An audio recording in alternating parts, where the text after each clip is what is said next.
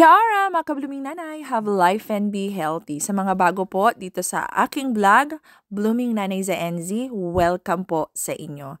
Ako po ay isang guro po dito sa New Zealand, isang ECE teacher na lilipat po sa primary school sa susunod na buwan. Pero hindi yan po ang pag-uusapan natin ngayon, kundi po ang dalawang mukha ng pamumuhay dito sa New Zealand ng mga OFW or ang mga Filipino overseas teachers po dito sa New Zealand. Hindi lamang po mga teachers kundi lahat po ng mga Filipino na nagtatrabaho at naninirahan po dito sa New Zealand. Unang mukha po, yes po. Totoo po, lahat po ng mga nakikita nyo po na mga vlogs kung gaano po kaganda ang New Zealand. Napakaganda, napakalinis. Masasabi mo talagang heaven on earth. Napakatahimik ang lugar, napakalinis, at may mga napakaganda pong mga tanawin. So, yun po ang New Zealand. Nung una po akong dumating dito, grabe, manghang-mangha po ako kung paano po ito nilikha ni Lord na ngayong alam niyo po, ngayong taon po na ito ay meron pa po palang bansa na ganito kalinis, ganito ka-refreshing, na hindi crowded, ang lalawak pa po ng mga lupain, konti ang tao, at sobrang napakaganda po ng mga tanawin. Bukod po sa tanawin, napaka mababait din po yung mga tao po dito, yung mga taga-lokal po dito. Mababait po sila at hindi ako nakaramdam ng racism dito. Hindi ko pa po alam kasi magdadalawang taon pa lang naman ako, pero wala pa akong naramdaman or naranasan mula sa isang lokal na mababa ako. So, napakaganda ng pagtanggap po ng mga tao dito, ng mga taga New Zealand or mga lokal ng New Zealand sa mga migrants po. So, yun po yung isa sa mga nagustuhan ko dito sa New Zealand. At napakaganda po ng daloy ng trapiko. Pero sabi naman po ng mga taga Auckland at Wellington, nakakaranas din po sila ng traffic kasi hindi pa naman po ako nakakarating ng Auckland. Kaya hindi ko alam kung paano yung traffic. Pero dito sa lugar namin ay hindi ako nakakaranas ng traffic. Kung ma-traffic man, mahaba na po yung 5 minutes dito sa aming lugar. So kung pag sinabi mong na-traffic ka, 5 minutes napakahaba na po nun. So ang napakaganda po ng trapiko dito sa aming lugar. So hindi ko po masasabi sa lahat po ng New Zealand pero ito po ang sigurado. Syempre po yung mga malalaking city like Auckland and Wellington, nakakaranas po sila ng traffic pero hindi po kasing worse ng nararanasan po natin dyan sa Pilipinas. Simple ang pamumuhay, napakapayak po ng pamumuhay po dito sa New Zealand at ang nagustuhan ko po dito talaga ay ang work-life balance po ng New Zealand. Hindi lang po mga lokal kundi pati po ang mga migrants ay na-adapt po namin ang work-life balance po na meron na ino-offer po ng New Zealand. Napaka-laid back po ng mga tao po dito. Relax po sila every weekends. Makikita mo sila sa pasyalan, hindi sa mall, hindi sa mga naglalakihang mall, kundi nasa nature po sila. Kung wala sila sa beach, nagtitrekking, nag-hiking, ano pa ba pwedeng gawin nila? Nagpipiknik, nasa park, nasa beach, nasa ilog, nasa ano pa, basta nasa nature po. Kapag weekend po, ang pasyalan po talaga ng mga tao dito ay, alam niyo po, napakasimple. Mamamasyal lang po sila at i-enjoy po nila ang kalikasan. So yun po yung nagustuhan ko po talaga dito sa New Zealand. Ang pagkakaroon po ng sasakyan dito ay necessity. So kahit, alam niyo po yan, hindi kayo ganun kayaman or sakto lang yung pamumuhay ninyo or sakto lang yung kinikita nyo, meron kayong sasakyan na magagamit ninyo sa inyong pamamasyal. Yung mga mayayaman po dito or yung may mga kaya sa buhay na mga lokal or sabihin na lang natin yung mga kahit migrants na may mga kaya po or may pera po dito sa New Zealand, nag-e-invest sila sa mga camper van.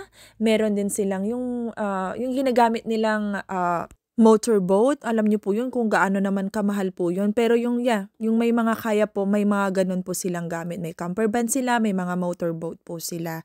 At nag-e-invest din po sila sa mga camping materials. Kagaya po namin, simple lang po kami pero may mga camping materials na rin po kaming nabili at nagagamit po tuwing kami po ay aalis or mamamasyal. So dito po hindi po kailangang marami kang pera para ma-enjoy mo yung buhay. Kasi dyan sa Pilipinas parang naalala ko, sumasaya ka lang kapag marami kang pera para pupunta ka sa mall, pupunta ka sa mga fast food chain, pupunta ka sa mga restaurant. Pero dito ang kaligayahan napakasimple po. Mamasyal ka lang po sa kalikasan, pumunta ka lang po sa kabundukan, pumunta ka lang po sa beach, magdala ka ng pagkain galing sa bahay, ay nako po, yun na po ang kaligayahan po dito sa New Zealand.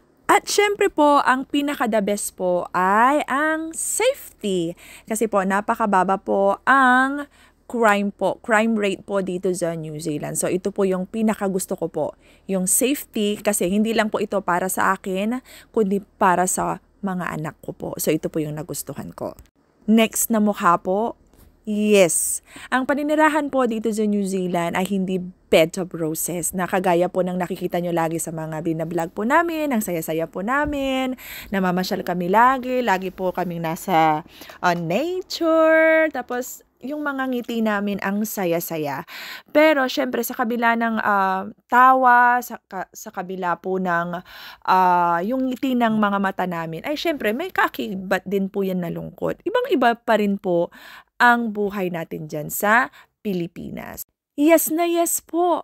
Kung i-convert po natin ang sahod po ng kahit na ano pong trabaho po dito sa New Zealand, mapa-teacher man yan, builders, nurses, o kahit ano pa pong mga trabaho, pag kinonvert po natin sa peso, ay napakalaki po. Yes, overwhelming siya kapag titingnan, pero syempre, hindi pa natin dyan tinitingnan yung the way or cost of living ng New Zealand. Yes, overwhelming ang sahod. Yes, totoo po. Kasi pag kinonvert natin sa peso, wow, ang laki. Grabe, talagang napakalaki.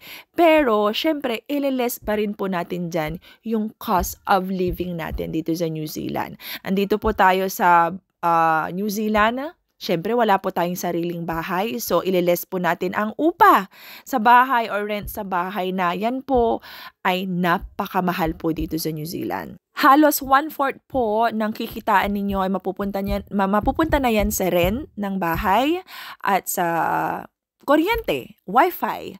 At syempre, dahil may sasakyan ka, syempre ilo-loan mo yun sa bangko. So, magbabayad ka ng sasakyan mo kasi hindi mo naman ikakasyon, ni-loan mo yun, so babayaran mo yun. So, kailangan mo rin ng maintenance sa sasakyan mo at gas, linggo-linggo, kasi kailangan mo naman ang sasakyan kasi magagamit mo yan sa inyong pagpunta at pag-uwi galing sa trabaho.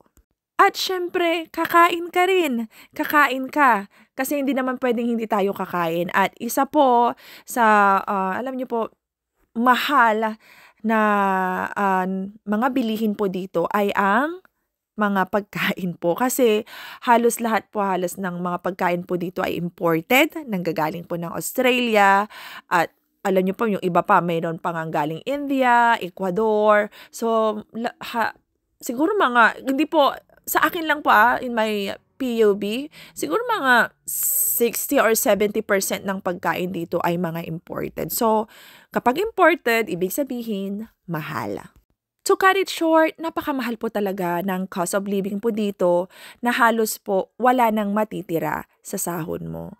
Yes, wala nang matitira kasi syempre bago ka pa lang dito sa New Zealand, nag-i-establish ka ng buhay mo, wala ka pang gamit sa bahay, syempre unti-unti pupunuin mo yung nirerentahan mo ng bahay ng ref, ng washing machine, ng mga pangangailangan mo. So para sa akin, yes, wala halos matitira sa sahod mo kasi nag-i-establish pa kami ng buhay namin dito sa New Zealand. Kaya hindi ko po masasabi kung kagaya ko po ay maliligayahan kayo pagdating nyo po dito sa mga dami po ng gastusin, or iisipin nyo na kapag na-establish na kayo, well-established na kayo, ay magiging okay din po ang lahat. So, yun na lang po yung titingnan natin sa ngayon na ngayon nag-uumpisa pa lang po kami. So, marami pa po talagang mababawas sa sahod namin kasi bago pa lang po kami sa isang lugar. So, yun po yung titingnan ninyo lahat, pag-iisipan ninyo. Kasi minsan nalulungkot yung iba na iniwanan nila yung Pilipinas para sa dollar, pero pagdating naman nila dito ay zero balance pagdating ng sahod. So, ang iniisip ko na lang po para sa akin in my own point of view, lilipas din po ang lahat. Kapag well-established na ang pamilya ko, magiging okay rin ang lahat. Ang mahalaga, yung mga tinitingnan ko na lang na positive side is yung magiging safe ang mga anak ko at mas may maganda silang future dito sa New Zealand. So hanggang sa muli, maraming salamat po sa panonood at pakikinig po sa aking mga vlog. Kung meron po kayong comment and suggestion na gusto nyo pong i-vlog ko bilang isang guro, bilang isang asawa, at bilang isang nanay, Pinay na nanay dito sa bansang New Zealand, please comment down below. Thank you for watching, mga kabluming nanay. Love ya!